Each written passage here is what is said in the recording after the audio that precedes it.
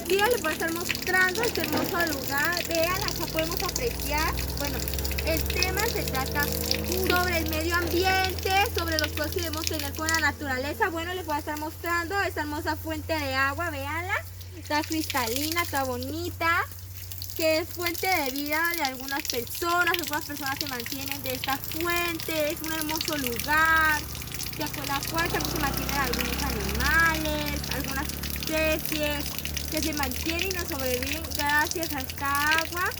También les voy a estar mostrando por acá este lavadero que tienen algunas personas acá montado para lavar ropa, para hacer, o sea, para lavar veces cebollas, así, cosas así. Y acá también empacan agua, llevan agua para sus casas, para beber, para cocinar, para casi todas las cosas. También les voy a estar mostrando por acá este hermoso paisaje.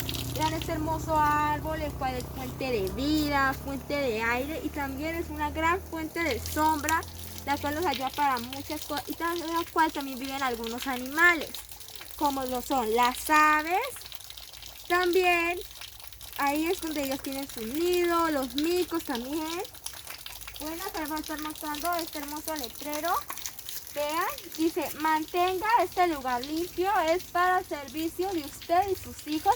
Me parece una frase muy hermosa porque es la verdad. De acá viven algunas personas, o sea, todo eso. De acá también viven algunos animales, muchas especies que vienen acá a beber ese agua, que es fuente de vida, que nos ayuda siempre a estar siempre bien, saludables, así, porque el agua siempre ha sido o sea, es algo súper fundamental, más fundamental que la plata, que cualquier otra cosa. Está el agua y el aire que lo producen estos bellos árboles, vean. Vean esta hermosa naturaleza, este hermoso lugar. Yo los invito a que cuidemos el medio ambiente, la naturaleza, los árboles y que siempre estemos limpiando. Bueno, acá yo les voy a mostrar cómo es que se recicla basura, cómo es que se recoge. Bueno, vean, acá les voy mostrando.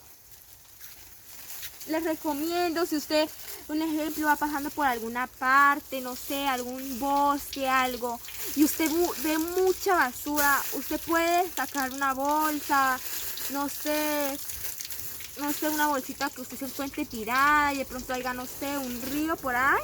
Usted lava esa bolsita y empieza a empacar ahí la basura. ¿Por qué? Porque debemos cuidar el medio ambiente, por eso que algunas especies están